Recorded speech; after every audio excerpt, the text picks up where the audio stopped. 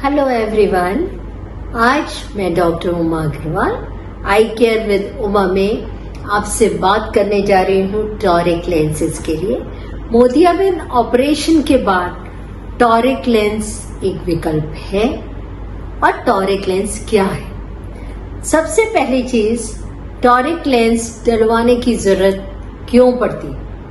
हर कोई मरीज आके नहीं कह सकता मुझे आंख के अंदर लेंस डलवाना है, टॉरिक लेंस डाल दीजिए। टॉरिक लेंस क्या है? हमारी काली पुतली जो गोल होती है, जो देखने में गोल लग रही है, वो एकदम परफेक्ट गोल नहीं होती।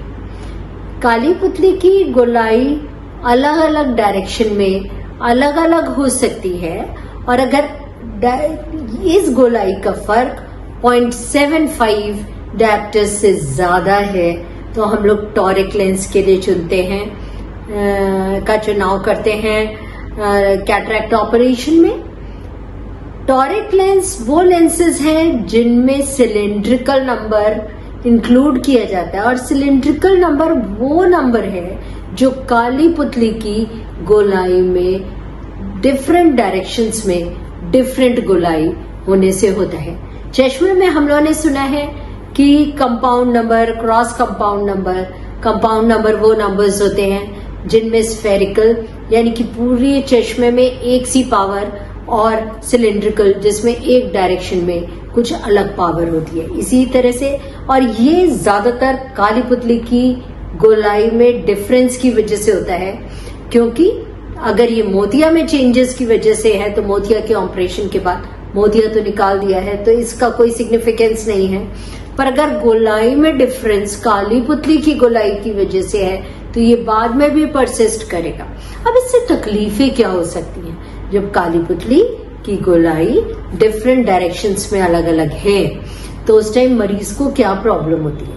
दिखता सब कुछ है पर शार्पनेस नहीं होती है। जैसे अगर एक स्पॉटलाइट देखते हैं तो वो खींची हुई दिख सकती है।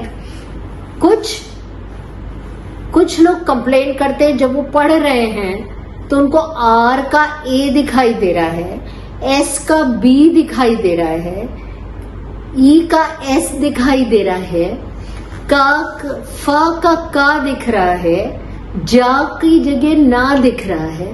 तो हमेशा डिस्टॉर्शन होगा, मरीज को कुछ का कुछ दिखाई देगा, तो जिससे कि शार्पनेस नहीं है तो quality of vision, quality of life poor हो जाएगी। तो अगर मोतियाबिंद के ऑपरेशन के पहले काली पुतली के गोलाई में फर्क मालूम पड़ रहा है तो हमें डॉक्टर की सलाह के बाद टॉरिक लेंस के लिए जाना चाहिए। ये डिसीजन पहले हम लोग काली पुतली की गोलाई देख के किया करते थे, पर अब बहुत सारी ऐसी मशीनें आ गई हैं जो जब लेंस का नंबर चेक किया जाता है उसी टाइम बता देती हैं कि मरीज को टॉरिक लेंस की जरूरत है। अगर हम देखते हैं कि मरीज को टॉरिक लेंस की जरूरत है तो हम मरीज को जरूर बताते हैं कि आप टॉरिक लेंस के लिए जाइए। टॉरिक लेंसेज थोड़े से एक्सपेंसिव लेंसेज हैं, तो हो सकता है कई बार पेशेंट को मनी कंस्ट्रेंट्स होते हैं और वो कहते हैं कि हम बाद में चश्मा लगा देंगे, तो कोई बात नहीं है, चश्मा भी लगाया जा सकता है, पर एक बार सोचा जा सकता है कि टॉरिक लेंस लगवाएं जिससे क्वालिटी ऑफ विजन बेटर रहे। मोतियाबिंद का ऑपरेशन जिंदगी में एक ही बार होता है, पर अगर मोतियाबिंद के ऑपरेशन के बाद रोशनी अच्छी है तो हम अपना लाइफ बेटर लीड कर सकते हैं। तो और जो टॉरिक लेंसेज हैं वो हर तरह के मोनोफोकल, इडॉफ और मल्टीफोकल तीनों तरह के लेंसेज में आते हैं। तो किसी भी तरह के लेंस के साथ हम लोग टॉरिक लेंस के लिए चुनाव कर सकते हैं। ऐसा नहीं है कि ये मोनोफोकल या मल्टीफोकल में ही आते हैं। ऐसा नहीं है कि ऑपरेशन के दौरान कुछ खास प्रोसीजर अडॉप्ट करना पड़ेगा। केवल मार्किंग होती है काली पुतली की ऑपरेशन के पहले और ऑपरेशन के टाइम कि लेंस को किस पोजीशन पर डालना है।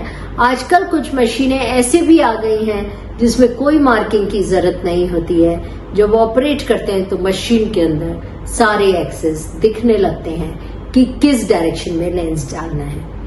तो बेटर लेंस के लिए जाएं।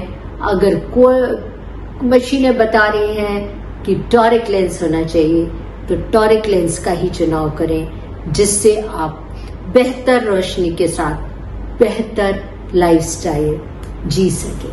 Thank you.